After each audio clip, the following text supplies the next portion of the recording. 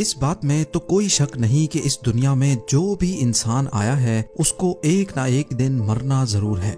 सिर्फ इंसान ही नहीं बल्कि कोई भी जानदार हो, देर से ही सही लेकिन सबको यहाँ से जाना पड़ेगा। क्या कभी ऐसा मुमकिन हो पाएगा कि इंसान या कोई भी जानदार मौत को धोखा दे सके? क्या कभी साइंस इतनी तरक्की कर पाएगी कि मरे हुए इंसान को दोबारा जिंदा कर सके या फिर उसको कभी ना मरने वाला इमॉर्टल बना दे? आपको ये जानकर हैरत होगी कि अमेरिका की एक कंपनी ऑलरेडी इस प्रोजेक्ट पर काम कर रही है, यानी मौत को धोखा देने वाले फॉर्मूले पर बड़ी तेजी से काम किया जा रहा है। जेम टीवी की वीडियोस में एक बार फिर से खुशामदीद। नाजरीन, जिस तरह एयरप्लेन की डिजाइनिंग को एरोनॉटिक्स कहा जाता है, इलेक्ट्रॉनिक डिवाइसेस की डिजाइनिंग को इलेक्ट्रॉनिक्स और रोबोट्स की डिजाइनिंग को रोबोटिक्स, इसी तरह इंसान की डेड बॉडी को प्रिजर्व करके इस उम्मीद से कि इसको दोबारा जिंदा किया जाएगा, इस फील्ड को क्रायोनिक्स कहा जाता है। एक्सपर्ट्स काफी पुरउम्मीद हैं कि आने वाले 50 या 70 सालों के बाद मेडिकल साइंस इतनी तरक्की कर लेगी कि वो इंसान को मरने से रोक सके या फिर मरे हुए इंसान को वापस जिंदा भी कर पाए। इसी वजह से जिन लोगों को मरने के बाद वापस इसी दुनिया में जिंदा होने का शौक है और वो मेडिकल साइंस पे इतना भरोसा भी रखते हैं, उनके लिए स्कॉट्सडेल एरिजोना में एलकोर नामी कंपनी का हेड ऑफिस मौजूद है। बाहर से देखने पर ये ऑफिस किसी आम ऑफिस की तरह ही लगता है, लेकिन बिल्डिंग के सेंटर में एक अजीबो गरीब मंजर देखा जा सकता है। धुएं छोड़ते हुए स्टेनलेस स्टील के इन बड़े बड़े कंटेनर्स में लगभग 300 लोगों की डेड बॉडीज मौजूद हैं और 33 पेट एनिमल्स को भी यहाँ दोबारा जिंदा होने की उम्मीद में फ्रीज किया गया है।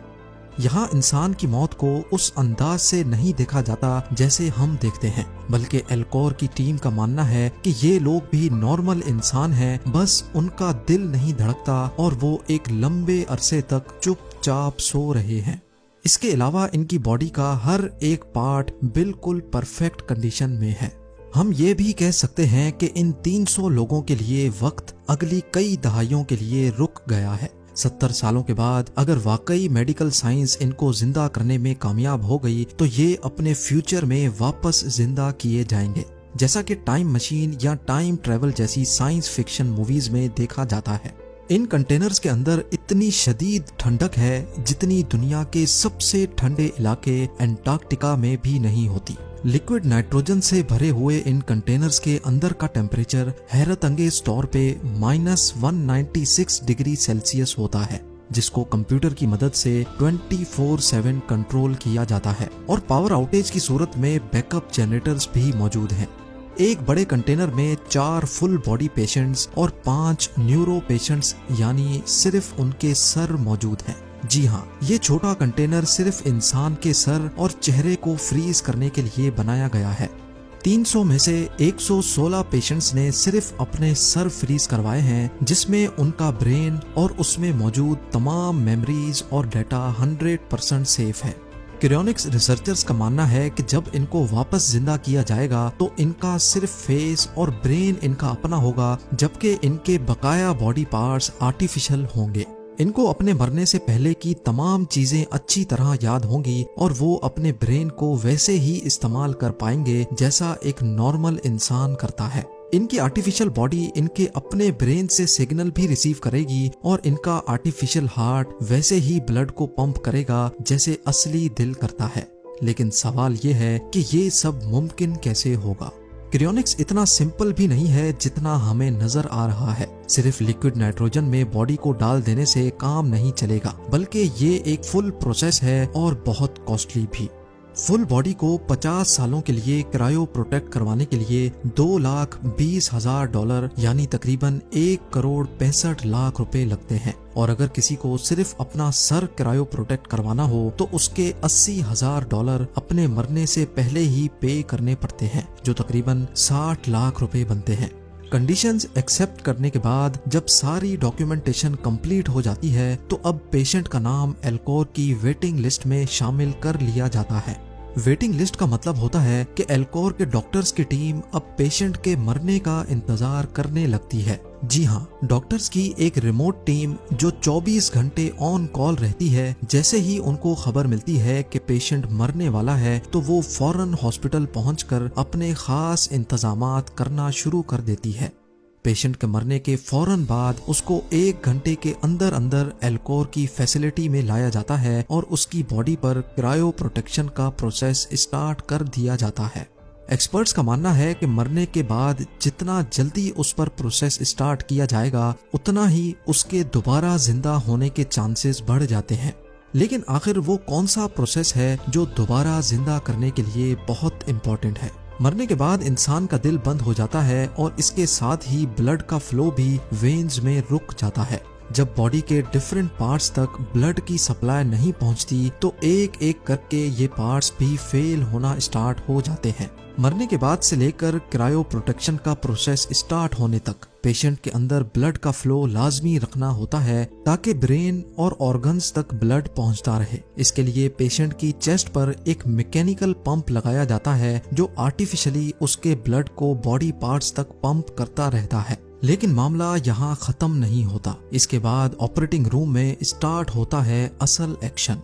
यहाँ पेशेंट की बॉडी में से सारा खून एक पंप की मदद से निकाल लिया जाता है और उस खून की जगह एक खास केमिकल वापस बॉडी में डाल दिया जाता है। यहाँ ये समझना जरूरी है कि इंसान की बॉडी में 60% पानी होता है। अगर इसको ऐसे ही लिक्विड नाइट्रोजन में डाल दिया जाएगा तो बॉडी के सेल्स के अंदर का पानी क्रिस्टल बन जाएगा, जिसकी वजह से बॉडी सेल्स टूट जाएंगे और फिर वो किसी भी सूरत वापस रिपेयर नहीं हो सकते। एल्कोर के डॉक्टर्स का मानना है कि पेशेंट के ऑर्गन्स को सही सलामत रखने के लिए इसकी वेन्स में एंटी फ्रीज लिक्विड डाला जाता है और फिर बॉडी के टेम्परेचर को आहिस्ता आहिस्ता ड्रॉप किया जाता है। नॉर्मल पानी का फ्रीजिंग पॉइंट जहां 0 डिग्री सेल्सियस होता है, वहीं एंटी फ्रीज लिक्विड का -100 डिग्री सेल्सियस होता है। इसका फायदा ये है कि जब बॉडी का टेम्परेचर ड्रॉप हो रहा होता है तो ऑर्गन्स इस खास एंटी फ्रीज लिक्विड से पहले ही फ्रीज हो जाते हैं। बॉडी का टेम्परेचर ड्रॉप होते होते एक पॉइंट ऐसा आता है जब बॉडी किसी शीशे की तरह पत्थर बन जाती है और इस पॉइंट पे बॉडी को उठाकर लिक्विड नाइट्रोजन टैंक में डाल दिया जाता है, जहां -196 डिग्री सेल्सियस में वो हमेशा हमेशा के लिए भी प्रिजर्व रह सकती है। पूरी बॉडी को क्रायो प्रोटेक्ट करने के लिए डॉक्टर्स की टीम को 12 घंटे लगते हैं, जबकि जिन पेशेंट्स ने सिर्फ अपने सर को प्रिजर्व करने का ऑप्शन चूज किया होता है उसमें डॉक्टर्स को 6 घंटे का प्रोसीजर करना पड़ता है। ब्रेन को क्रायो प्रोटेक्ट करने के बाद उसको भी कंटेनर में डालकर नाइट्रोजन टैंक में रख दिया जाता है। धुएं छोड़ते हुए इन कंटेनर्स के बराबर से गुजरते हुए ऐसा लगता है जैसे आप किसी ग्रेव यार्ड से गुजर रहे हों। ये यकीन करना काफी मुश्किल है कि न्यू टेक्नोलॉजी की मदद से शायद इनको एक बार फिर से जिंदा किया जाएगा। हर कंटेनर के बाहर इनके अंदर मौजूद पेशेंट्स की फोटो भी लगाई जाती हैं और उनकी फैमिली रेगुलर इनको विजिट भी कर सकती है। इन्हीं पेशेंट्स में कैलिफोर्निया से ताल्लुक रखने वाली अनीता रिस्किन भी हैं। अनीता को बॉडी के डिफरेंट पार्ट्स में कैंसर था और उनको पता था कि वो अब ज्यादा अरसे तक जिंदा नहीं रह सकती। इसी वजह से उन्होंने खुद को दोबारा जिंदा करने की उम्मीद में जीते जी अपने आप को एल्कोर में रजिस्टर करवा लिया। अनीता की जिंदगी के आखिरी दिनों में उन्होंने कई टीवी इंटरव्यूज भी दिए और हत्ता के अपने ऊपर होने वाले क्रियोनिक्स प्रोसीजर को भी शूट करने की परमिशन दी।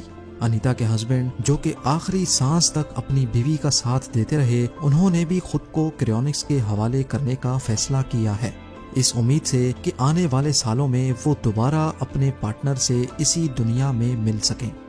नाज़रीन, क्रियोनिक्स का एक कॉन्सेप्ट हमने कैप्टन अमेरिका और स्टार वॉर्स जैसी साइंस फिक्शन मूवीज में देखा है, लेकिन क्या अब साइंस फिक्शन वाकई एक हकीकत में बदल रही है कि नहीं? इसके बारे में मुझे कमेंट सेक्शन में जरूर बताएं। उम्मीद है ज़ेम टीवी की ये वीडियो भी आप लोग भरपूर लाइक और शेयर करेंगे। आप लोगों के प्यार भरे कमेंट्स का बेहद शुक्रिया। मिलते हैं अगली शानदार वीडियो में।